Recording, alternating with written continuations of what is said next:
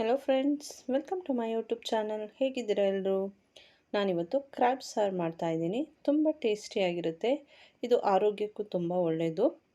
ವಾತ ವಾಯು ಈ ಥರ ಪ್ರಾಬ್ಲಮ್ ಇರೋರಿಗೆ ತುಂಬ ಒಳ್ಳೆಯದು. ಇದು ಹೇಗೆ ಮಾಡೋದು ಅಂತ ನೋಡೋಣ. ಮೊದಲಿಗೆ ನಾನಿಲ್ಲಿ ಕ್ರ್ಯಾಬ್ ತೊಗೊಂಡಿದ್ದೀನಿ. ಅದನ್ನು ಚೆನ್ನಾಗಿ ವಾಶ್ ಮಾಡಿ ಇಟ್ಟಿದ್ದೀನಿ. ಇದಕ್ಕೆ ಸ್ವಲ್ಪ ಅರಿಶಿಣ ಹಾಕ್ಕೊಂಡು ಚೆನ್ನಾಗಿ ಮಿಕ್ಸ್ ಮಾಡ್ತಾಯಿದ್ದೀನಿ. ಇದು ತೊಳೆಯೋದಕ್ಕೋಸ್ಕರ ಅಷ್ಟೇ.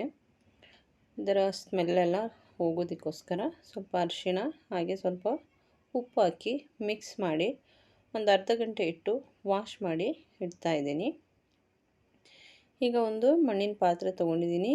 ಅದಕ್ಕೆ ಎಣ್ಣೆ ಹಾಕ್ಕೊಂಡಿದ್ದೀನಿ, ಒಂದು 3-4 ಟೇಬಲ್ ಸ್ಪೂನಷ್ಟು. ಅದಕ್ಕೆ ಒಂದು ದೊಡ್ಡ ಈರುಳ್ಳಿನ ಹಾಕ್ಕೊಂಡಿದ್ದೀನಿ. ಇದು ಚೆನ್ನಾಗಿ ಸಾಟ್ ಮಾಡಬೇಕು. ಇದು ಫಿಶ್ ಕರಿ ಥರ ಮಾಡದೆ ಚಿಕನ್ ಮಟನ್ ಹೇಗೆ ಮಾಡ್ತೀವಿ ಆ ರೀತಿ ಮಾಡ್ತಾಯಿದ್ದೀನಿ. ಇದಕ್ಕೆ 1.5 ಟೀ ಸ್ಪೂನಷ್ಟು ಜಿಂಜರ್ ಗಾರ್ಲಿಕ್ ಪೇಸ್ಟನ್ನು ಹಾಕ್ಕೊಂಡಿದ್ದೀನಿ. ಚೆನ್ನಾಗಿ ಮಿಕ್ಸ್ ಮಾಡಬೇಕು. ಈ ರೀತಿ ಮಾಡಿದರೆ ಕ್ರ್ಯಾಬ್ ಸಾರು ತುಂಬ ಚೆನ್ನಾಗಾಗುತ್ತೆ. ಫಿಶ್ ಕರಿ ಮಾಡೋ ಥರ ಮಾಡಿದರೆ ಏನೂ ಚೆನ್ನಾಗಿರಲ್ಲ, ತಿನ್ನೋಕ್ಕೂ ಆಗಲ್ಲ. ಚೆನ್ನಾಗಿ ಫ್ರೈ ಆದಮೇಲೆ ಇದಕ್ಕೆ ಒಂದು ದೊಡ್ಡ ಟೊಮೆಟೊನ ಹಾಕ್ಕೊಂಡಿದ್ದೀನಿ. ಸಣ್ಣದಾದರೆ 2 ಹಾಕ್ಕೊಳ್ಳಿ, ದೊಡ್ಡದಾಗಿದ್ದರಿಂದ 1 ಹಾಕ್ಕೊಂಡಿದ್ದೀನಿ.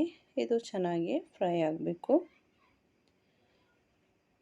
ಇದಕ್ಕೆ ಸ್ವಲ್ಪ ಉಪ್ಪು ಹಾಕ್ಕೊಳ್ತಾ ಇದ್ದೀನಿ ನಾನು, ಟೊಮೆಟೊ ಬೇಯೋದಕ್ಕೋಸ್ಕರ ಅಷ್ಟೇ. ಚೆನ್ನಾಗಿ ಮಿಕ್ಸ್ ಮಾಡ್ಕೊಳ್ಳಿ. ಟೊಮೆಟೊ ಈರುಳ್ಳಿ ಎಲ್ಲ ಚೆನ್ನಾಗಿ ಬೆಂದಿದೆ. ಈಗ ಅದನ್ನು ಸೈಡ್ಗೆ ಮಾಡಿ ಮಧ್ಯದಲ್ಲಿ ಎಣ್ಣೆಗೆ ನಾನು 1.5 ಟೀ ಸ್ಪೂನಷ್ಟು ಕೊರಿಯಂಡರ್ ಪೌಡರ್ ಹಾಕ್ಕೊಂಡಿದ್ದೀನಿ. ಅದನ್ನು ಚೆನ್ನಾಗಿ ಎಣ್ಣೆಯಲ್ಲಿ ಫ್ರೈ ಮಾಡಬೇಕು. ಈಗ ಇದಕ್ಕೆ 1.5 ಟೀ ಸ್ಪೂನಷ್ಟು ಖಾರದ ಪುಡಿ ಹಾಕ್ಕೊಂಡಿದ್ದೀನಿ. ನಿಮಗೆ ಖಾರ ಎಷ್ಟು ಬೇಕೋ ಅಷ್ಟು ಹಾಕ್ಕೊಂಡು ಮಾಡ್ಕೊಳ್ಳಿ. ಎಲ್ಲರಿಗೆ ಖಾರ ಒಂದೇ ಥರ ಬೇಕಾಗಿರಲ್ಲ, ಸ್ವಲ್ಪ ಹೆಚ್ಚು ಕಡಿಮೆ ಇರ್ತದೆ. ಈಗ ಅರಿಶಿಣ ಹಾಕ್ಕೊಂಡಿದ್ದೀನಿ. ಚೆನ್ನಾಗಿ ಸಾಫ್ಟ್ ಮಾಡಿ ಮಟನ್ ಮಸಾಲಾನ ಹಾಕ್ತಾಯಿದ್ದೀನಿ. 1 ಟೇಬಲ್ ಸ್ಪೂನಷ್ಟು ಮಟನ್ ಮಸಾಲ ಹಾಕ್ಕೊಂಡಿದ್ದೀನಿ. ಚೆನ್ನಾಗಿ ಮಿಕ್ಸ್ ಮಾಡಿದ ಮೇಲೆ ತೊಳೆದಿಟ್ಟಿರುವಂಥ ಕ್ರ್ಯಾಬನ್ನು ಹಾಕ್ತಾಯಿದ್ದೀನಿ. ಚೆನ್ನಾಗಿ ಮಿಕ್ಸ್ ಮಾಡಿ. ದೊಡ್ಡ ಕ್ರ್ಯಾಬ್ ಆದರೆ ಸೆಂಟರ್ ಕಟ್ ಮಾಡಿ ಹಾಕ್ಬೋದು. ಇದು ಸಣ್ಣ ಸೈಜಿನ ಕ್ರ್ಯಾಬ್ ಆಗಿರೋದ್ರಿಂದ ನಾನು ಅದೇ ರೀತಿ ಹಾಕ್ಕೊಂಡಿದ್ದೀನಿ. ಕ್ರ್ಯಾಬ್ದು ದೊಡ್ಡ ಕಾಲೆಲ್ಲ ಏನಿದೆ ಅದನ್ನು ಸಣ್ಣದಾಗಿ ಜಜ್ಜಿಬಿಟ್ಟು ಹಾಕಬೇಕು. ಅಂದ್ರೇ ಅದರ ಒಳಗಡೆ ಮಸಾಲೆ ಎಲ್ಲ ಇಟ್ಕೊಳ್ಳೋದು. ಇದಕ್ಕೆ ನೀರೆಷ್ಟು ಬೇಕೋ ನೋಡಿ ಹಾಕ್ಕೊಳ್ತಾ ಇದ್ದೀನಿ. ಇದು ಮುಳುಗುವಷ್ಟು ನೀರು ಹಾಕಿದ್ರೇ ಅದಕ್ಕೆ ಎಲ್ಲ ಸೇರಿಕೊಳ್ಳುತ್ತೆ ಮಸಾಲೆ ಎಲ್ಲ.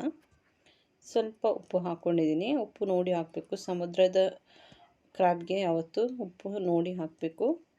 ಸಡನ್ನಾಗಿ ಹಾಕ್ಬಿಟ್ರೆ ಹೆಚ್ಚು ಕಡಿಮೆ ಆಗಿಬಿಡುತ್ತೆ. ಚೆನ್ನಾಗಿ ಕುದೀತಾ ಇದೆ ನೋಡಿ ಈ ರೀತಿ. ಈಗ ಇದಕ್ಕೆ 2 ಹಸಿಮೆಣಸು ಹಾಗೆ ಸ್ವಲ್ಪ ಕರಿ ಲೀವ್ಸ್ ಹಾಕ್ಕೊಂಡಿದ್ದೀನಿ. ಕೊರಿಯಂಡರ್ ಲೀವ್ಸ್ ಬೇಕಾದರೆ ಹಾಕ್ಕೋಬೋದು.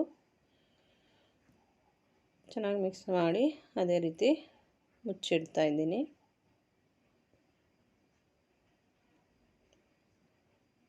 ಈಗ ಪೂರ್ತಿ ಡ್ರೈ ಆಗಿದೆ. ಇದಕ್ಕೆ ಅರ್ಧ ಲೆಮನ್ ಹಾಕ್ಕೊಳ್ತಾ ಇದ್ದೀನಿ. ಇದನ್ನು ಚೆನ್ನಾಗಿ ಮಿಕ್ಸ್ ಮಾಡಿ ಆಫ್ ಮಾಡ್ತಾ ಇದ್ದೀನಿ.